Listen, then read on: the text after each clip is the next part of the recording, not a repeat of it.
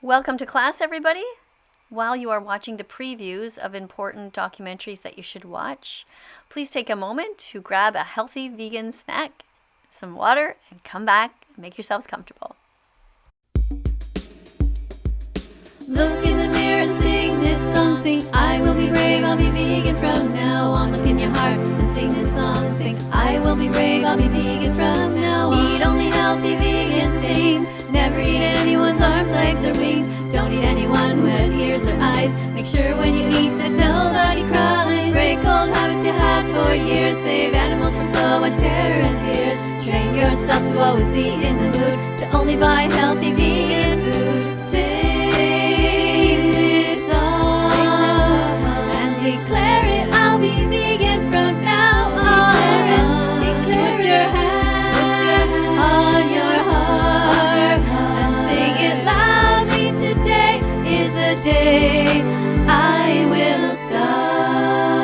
I'll be vegan from now on.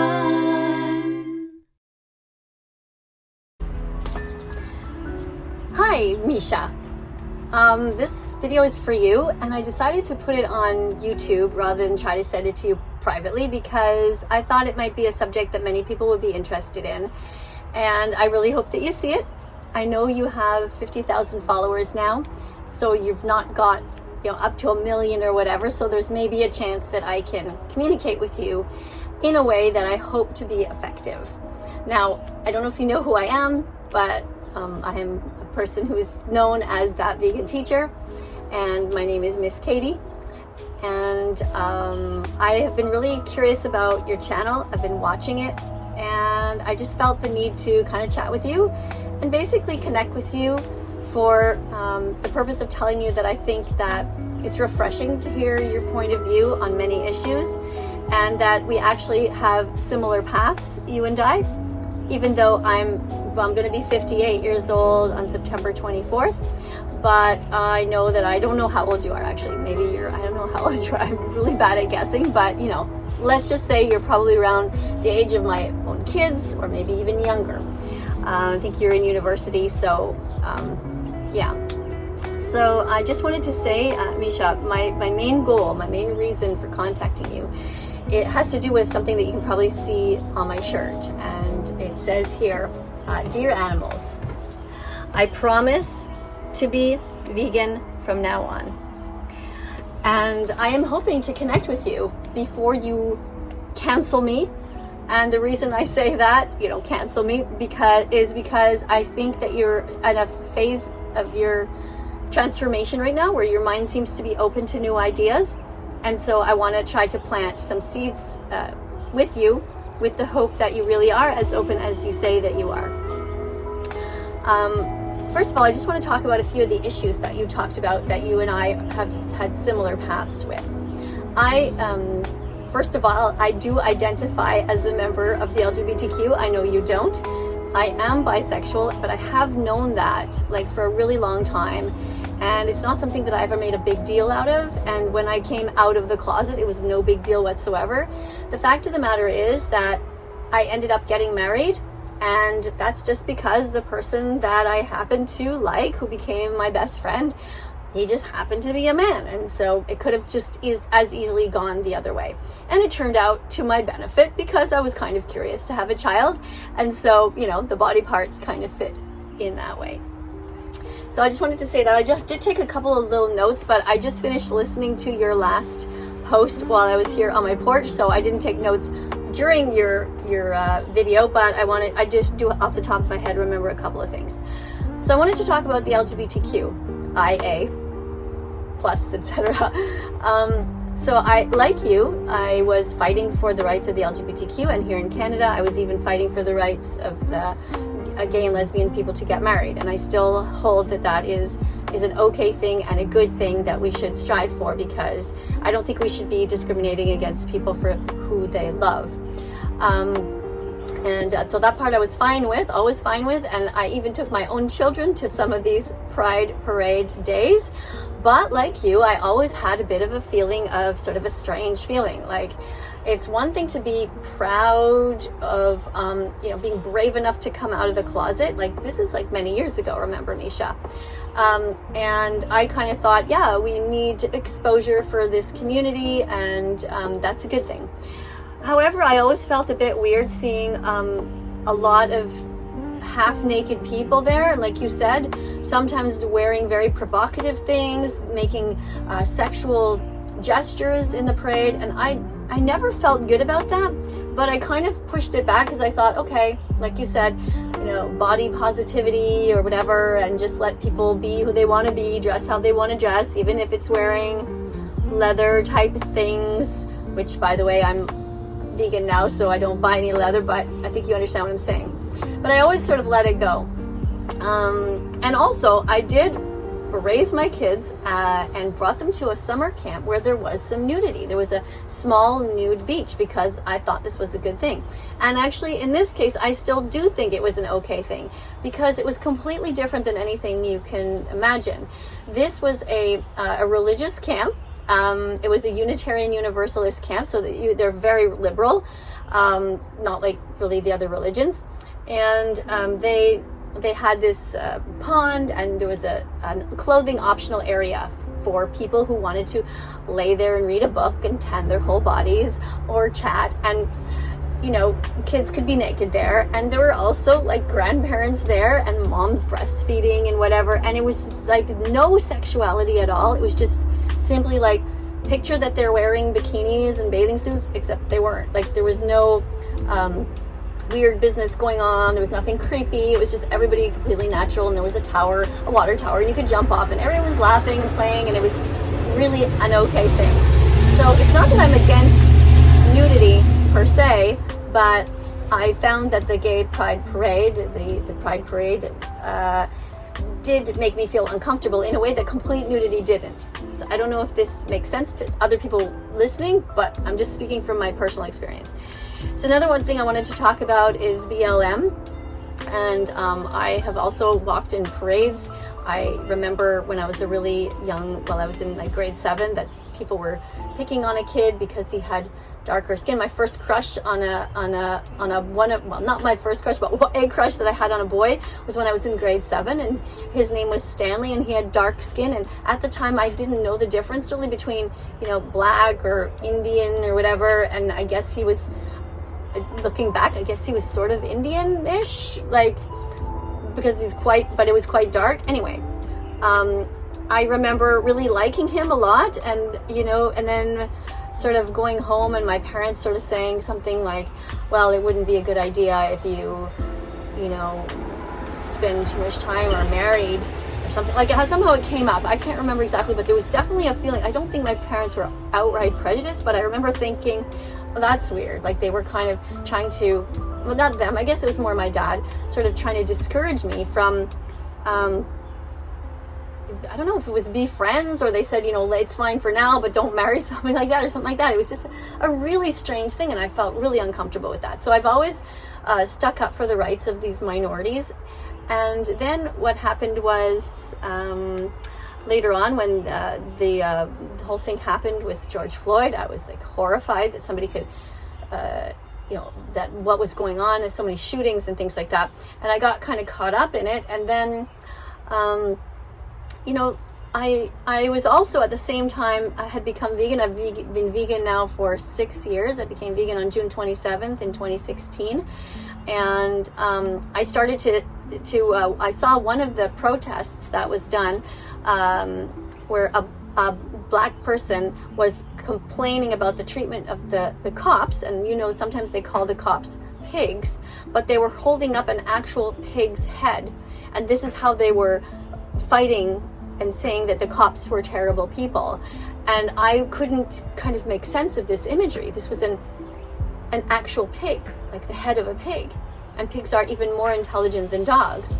So I don't know if you can sort of picture what I'm saying, Misha, but it would be like somebody speaking out against the cops and holding up the head of a dead dog. Let's say that was the slur of the time. Instead of calling them pigs, you call them dogs. And anyway, I was just horrified, and so I started using the hashtag All Lives Matter, and people just attacked me from everywhere saying, how can you say that? That's so disrespectful. And I'm like, this animal's life mattered to that individual.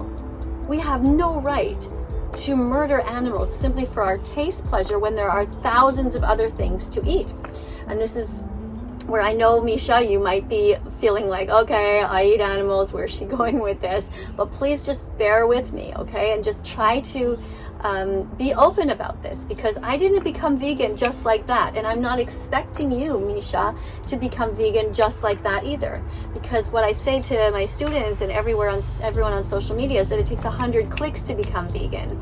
You have to understand that you can be physically healthy. You have to understand that there are vegans in the Olympics, and that you're not going to drop dead, and that plants have protein, and then I'm totally fine.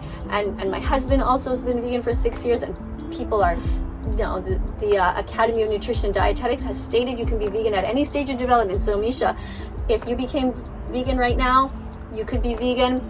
It's totally fine and healthy, and you could even have a baby as a vegan, and you could also nurse your baby.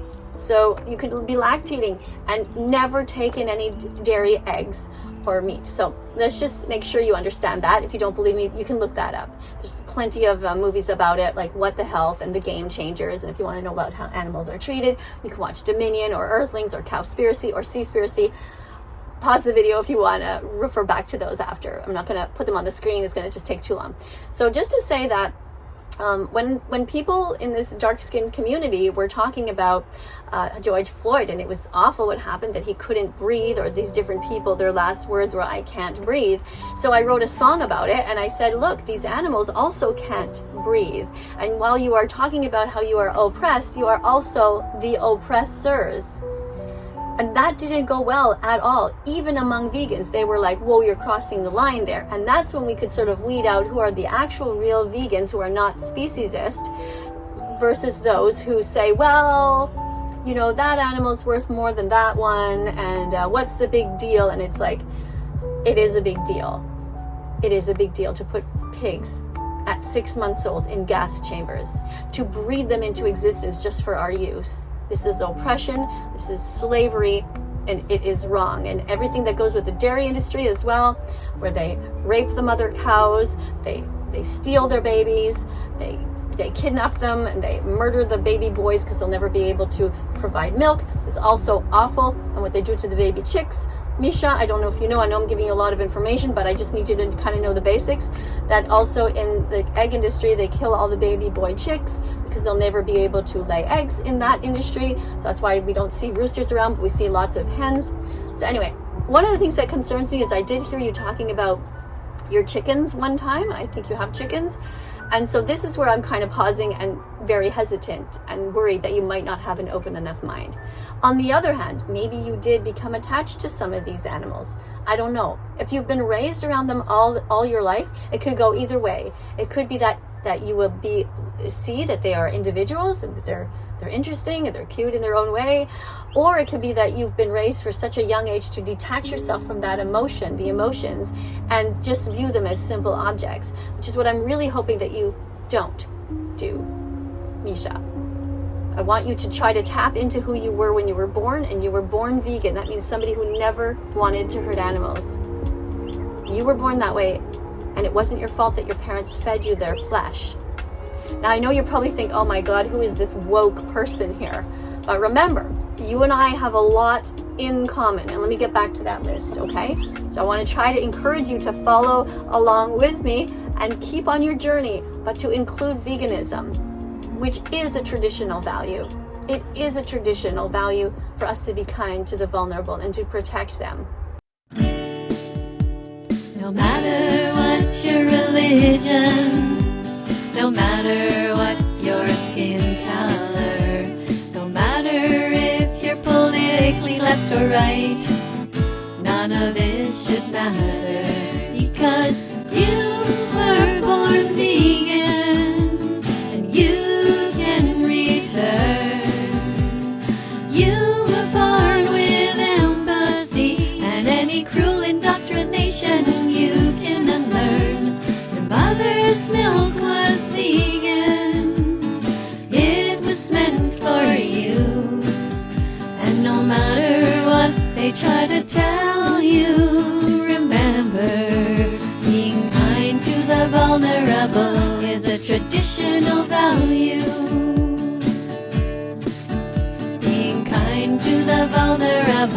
is a traditional value. You can be vegan again. Yes, it's true.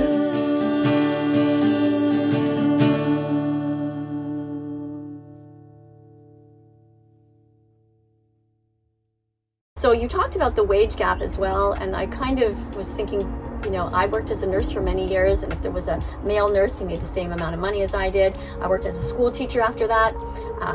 My colleagues who were men made the same amount of money as I do, and I think that we have to admit that although men and women are equal, I think they should be equal, that they are absolutely different as well, and there's nothing wrong with acknowledging that. And that is something that maybe I was like you, kind of like not like sort of suppressing for a while. Raise my kids, you know, we have to, you know, stand up to the patriarchy and, you know, all this stuff. And now I definitely have, you know, swayed a little bit on that. I'm sort of like, okay, is it really that bad?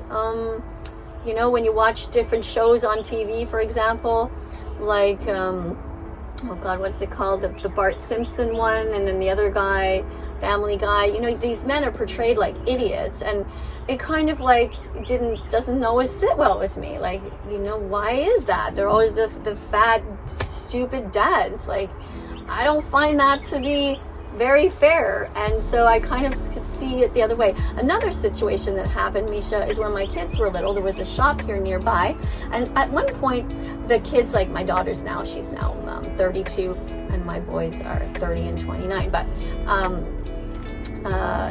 31 and 20. Oh my God, 29 changes. So we're thinking what month are we? But anyway, you get it. They're adults, and when they were younger, and my daughter went through a phase at school where all the girls were wearing pajama pants to school. It was like, okay, whatever, they're comfortable, who cares? She wasn't a private school, it was just going on, whatever. And so she wanted to get some fun pajama pants with like little pigs on them or whatever. It's like swirls or some colorful thing, you know, fleece pajamas. And we were in the store and we were looking at some clothing, and there was a set of clothing that said girls rule and boys drool. And I thought to myself, you know, here's my daughter and here's my two boys, and I'm like, what kind of bullshit is this? Like, what the hell is this? What is happening to the world? So this is already happening like 20 years ago when I started to question things. Now I was still, you know, still consider myself to be on the left, but I actually wrote a letter to the editor at the time, which people used to do. You know, type it on my typewriter and put it in an envelope and send it to the newspaper and saying, what is it with this? And this is not okay. How are we letting kids wear these type of things to school? Like, what are we teaching them? Anyway, so that was, you know, a little bit of that. And I wanted to talk to you also about abortion and to tell you a bit of my experience. Now, I'm married right now, and I've been with the same man for 10 years. But before that, I was married to somebody else, and he's the man that I had my 3 children with. And after our 3rd child, we decided that that was a good amount, and he went and had a vasectomy. But we were one of these unusual couples where, for some reason, his tube reattached itself. And that shocked the heck out of us, because I found out that I was pregnant, and this is when our relationship was growing apart. My youngest was just starting kindergarten, and I was like, oh my God, like, this is not good for our family. Like, I was already feeling overwhelmed with 3 kids, everyone in hockey and soccer and swimming and ballet and everything going on, and music, violin lessons, piano lessons, all of it, trying to be like this perfect mom. And us also knowing that our relationship was, we were growing apart. We were starting to have different interests. I was starting to think a different way politically. He was more into sort of hockey mentality, like hanging out with a crowd of people that I didn't necessarily have a lot in common with. And we kind of both said, oh my God, like, this is terrible. And in fact, I was so in denial, like I thought I was dying of cancer. I was brushing my teeth and started gagging and nauseous. I didn't really clue in. So what we ended up doing is every day we would go for a walk and say, how do you feel? And at the end of the day, it's like, I I don't want to have a baby. And I said, I don't either. And so we ended up getting an abortion, but it was a very, very difficult decision. It really was so hard. It was like the hardest decision of my life, I would say, because I had 3 babies. I was a mom. I was killing my baby. Now, of course, at the time, it was, 8 weeks old, 6 or 8 weeks. It's youngish. But what happened is, by the time the abortion, it was time to have the abortion, they do the last ultrasound there. And I don't know if they were doing it to torture me or what, but they're like, there's a little heartbeat. And I was like lying there. Everything was all scheduled, I had told people, I was like, and I just put it out of my head. But I also said to the doctor, I said, whatever you take out of me,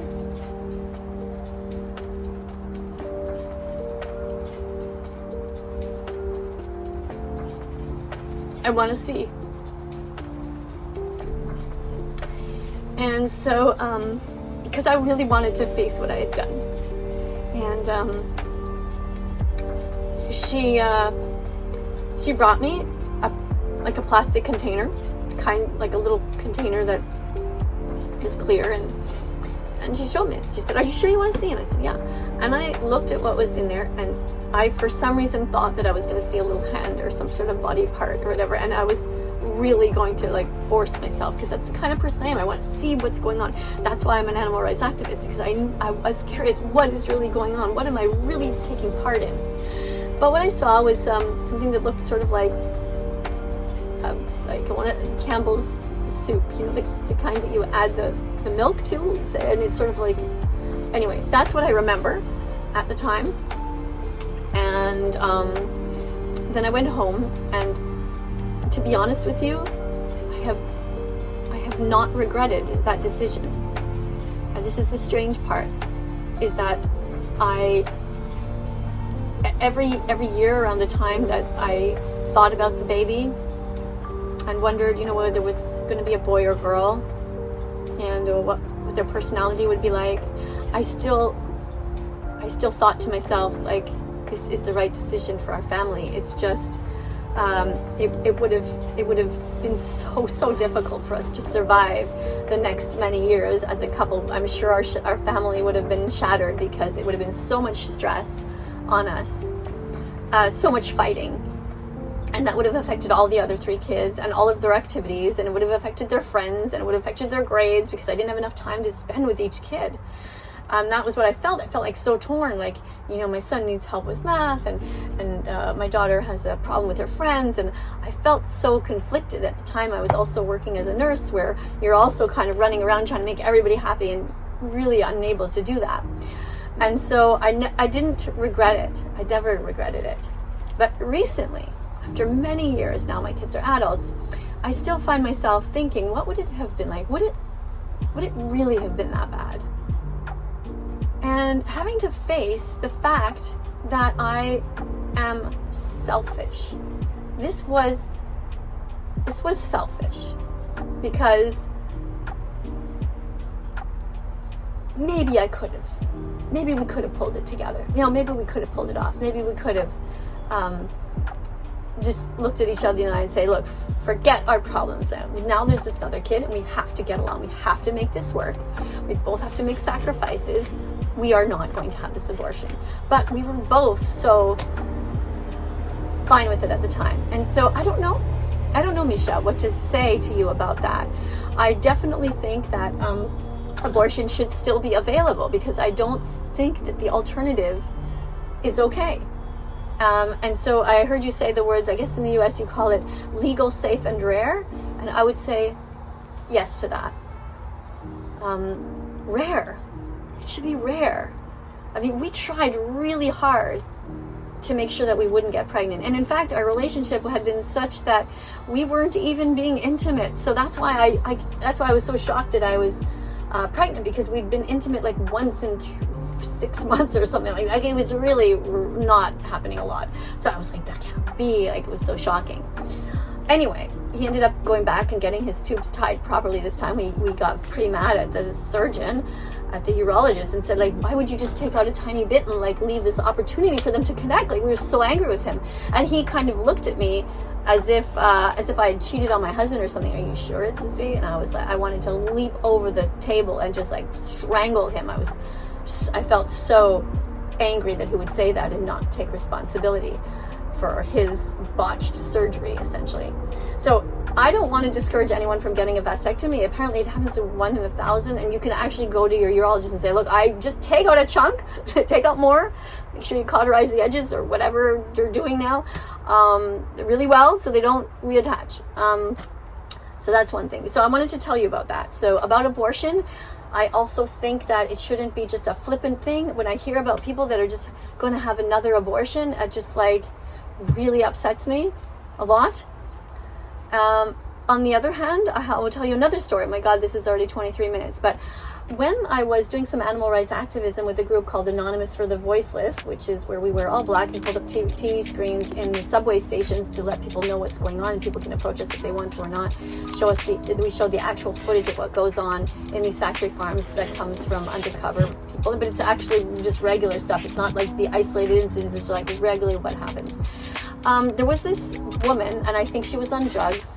She was homeless, and she came up to me and she was sort of said, do you have any money? I need some money. And I noticed that she was pregnant, and I was kind of horrified. Like, she was just a little bit pregnant, like a little bit pregnant. No such a thing. I just mean like she wasn't like out to here, but it was clear that she was pregnant, and I was just like so upset that she was like taking drugs and wanted money for alcohol, and I just thought, wow, these are the people who should be having abortions at the early stage, and it should be open to them and easily accessible to them, because this child is going to be one of those children who's going to suffer in the school, who's going to be constantly struggling and trying to figure out why they don't understand math, and everybody else can read ahead of them. It's just there's so many other things involved, Misha?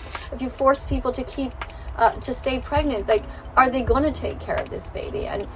But I do also realize, I want to go back to the thing is, like, my family situation is, it did occur to us, maybe we can have this baby and give this baby up for adoption. But can you imagine, you have 3 kids who know you're pregnant, and then you're just going to give away their brother or sister? Like, they would be like, what are you doing? Like, right?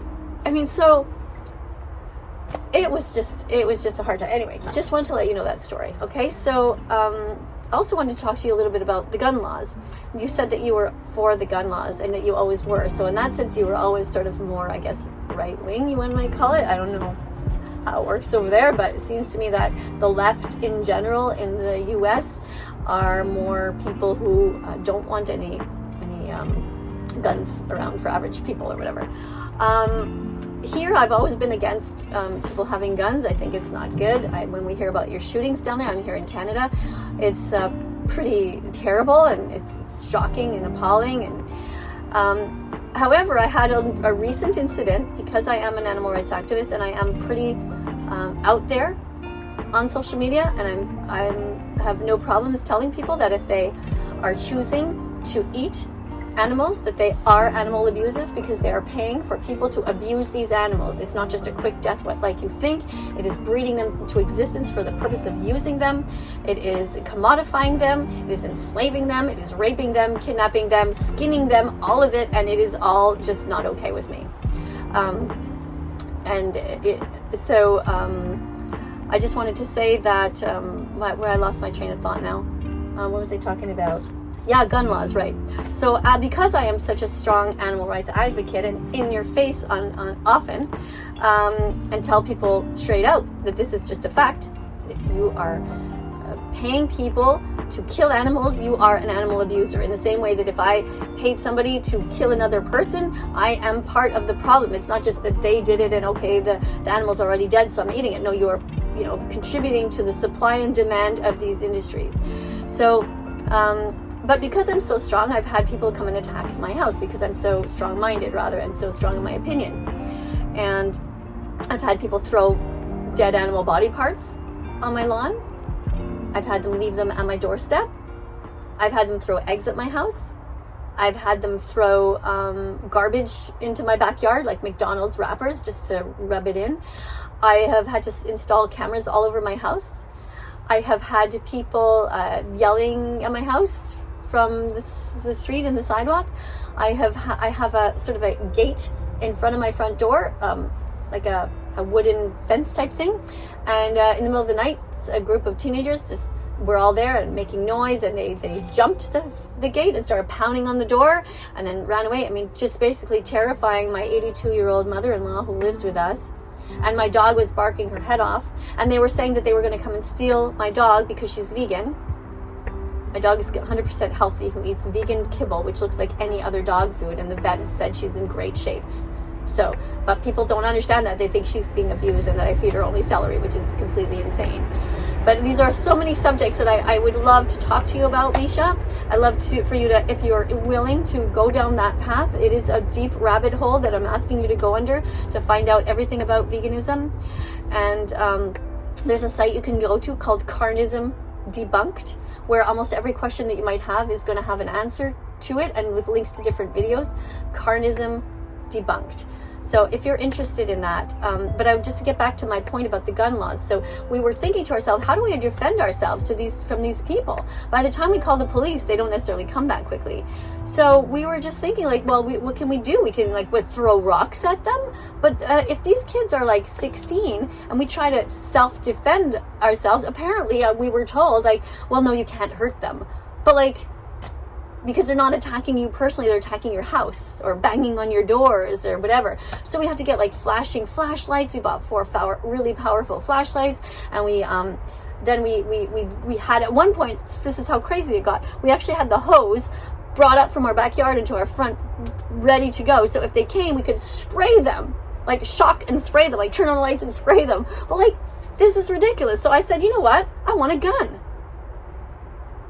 I want a gun. I want to be able to protect myself. This is ridiculous. I am just an animal rights activist. I'm a normal citizen of society who is speaking out to defend the most innocent among us who are living in Holocaust-like conditions. And yes, I do compare it to the Holocaust. And if you don't like that, Misha, I invite you to come and talk to me about that and tell me in what ways is it different. Because if you think it's just the intelligence of the animal that matters, it's just because they're an animal or because they're not intelligent, I don't know what your point is. But do you also feel that people who have less of an IQ than you do fit into the category of animals, and we should eat them too? So where do you draw the line is what I'm saying. Just because somebody is human doesn't mean that they have a right to live any more so than a horse does, or a pig, or a lamb, or a dog, or a cat. We shouldn't be hurting anyone when we don't have to. And that's my point. We all live near stores. I'm not talking about people way up north. I'm not talking about people who are starving to death right now. I'm talking about people like you, Misha Petrov. You told us that you knew that you were privileged. That's a really great start. You know that. I know that I'm so privileged too.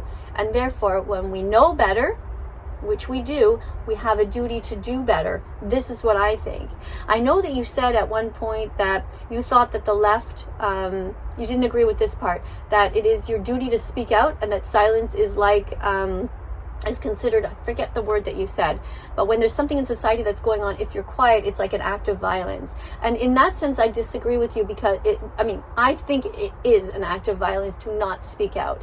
I mean, it's not actual violence, okay, Misha, I get that, but if I don't think it's enough for me to just be vegan and quietly just eat my salads and my tofu and my veggie burgers and my vegan pizza, my vegan lasagna and all these delicious things. It's not enough, because I have a responsibility to undo the harm that I did over all of these years. I am responsible for making my children eat flesh. I was the one who gave them peas and corn, followed by the dead corpse of an animal who screamed for his or her life. You know? I could end it there, but I just remembered I want to talk about another subject that you mentioned as well, and that is the whole pronoun issue. When I was on TikTok before they shut down my account, which had nearly 2 million followers, they shut me down for speaking the truth. The meat, dairy, and egg industries are very powerful. They don't want people to know the truth. But before they did, I found myself thinking, okay, how can I make sure that people don't see me as the enemy? So I wrote under the thing pronouns, she, her, and I did that because I thought, you know what? If it makes some people happy, that's okay. You know, it doesn't hurt me to do it. And then I started thinking about it more and more and thinking, this is crazy. It's just so crazy. Why should we have to do that? Why should I have to put rainbow flags everywhere? I'm bisexual. I know what I am. I know what I stand for. But, you know, am I still going to put the pronouns once in a while? Maybe. I don't know. But I do know this. When I went to see my doctor, a new doctor at one point, this is about a year ago, they asked me, what are your pronouns? And I was like, are you serious right now? And I just thought, it's getting crazy. And another thing, Nisha, I noticed is the newscasters here in Canada, when they clearly didn't even know that somebody or knew that somebody was male, she referred to him as they. And I was thinking, I got confused because I was like, okay, I'm following the story, but then she's saying, well, then they, this and that. And I thought, oh, I looked at my husband and I said, are they talking about two people now? And he's like, no, I think they're talking about they, the man. I was like, oh my God. So all this to say that I think it has gone a bit overboard, and I feel you. I see what you're saying. I really hope that you will listen to my message. I'm so sorry that it is this long. I was really thought, oh, this will be a 7-minute video. But I have a lot to say to you. And really, if anybody knows Misha Petrov, please make sure that she knows about this. Please tag her or maybe write to her and just say, hey, that vegan teacher has a message for you. And Misha, if you want to contact me, I would love to hear from you. I have an email address, which is it's thatveganteacher, Miss KADIE. And KADIE is KADIE. So it's that.vegan.teacher.miss.KADIE, KADIE. I know it's really long, but that's what I got at Gmail. So if you want to contact me, Misha, I would love to hear from you. And you can also find me on Instagram, but I have so much spam, so many people trying to contact me there. It could get lost, but I do love talking on Instagram, or, you know, because I can leave a voice message for you, which I will try to find you actually right after this. I will try to find you on Instagram and leave a voice message. So please look for it. And my Instagram is thatveganteacher, Miss KADIE. So all one word with no dots. So thatveganteacher, Miss KADIE. So Misha, I really look forward to keeping on talking to you. And I seriously hope that you will,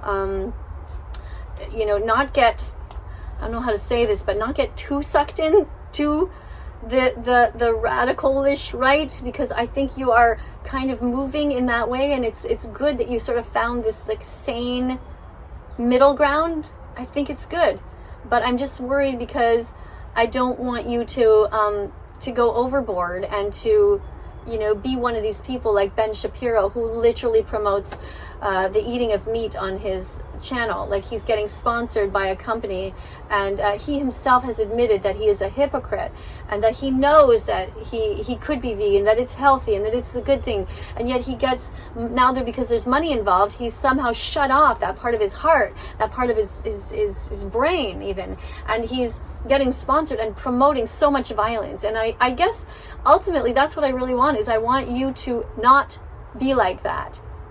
I want you to continue to on your journey of being open, but don't forget to be kind to the vulnerable. And you recently said that you were an atheist, but you started to, question that a little bit, and you had an experience where you think there might be God or something like that. In a way, honestly, that raises a bit of an alarm bell for me, like, oh my God, don't become a religious freak.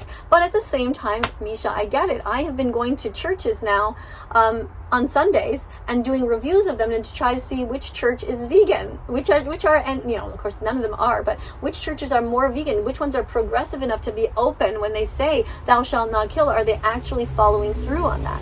So that's where I am on my journey, as you might say.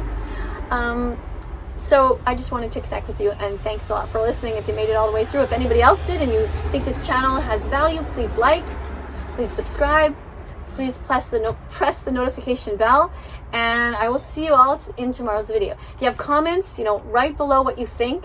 Please say something actually intelligent rather than just put a bunch of meat emojis. And I hope to hear from you soon, Misha. Take care. Bye, everyone. Drink soy milk, oat milk, rice milk, almond milk. Don't steal milk from a cow. Be vegan, start right now. Follow that vegan teacher, she will show you how. Let's follow that vegan teacher on YouTube right now. Let's help her save every chicken, pig, and cow. Let's follow that vegan teacher on YouTube right now. Let's put our empathy into action. Miss KADIE will show us how.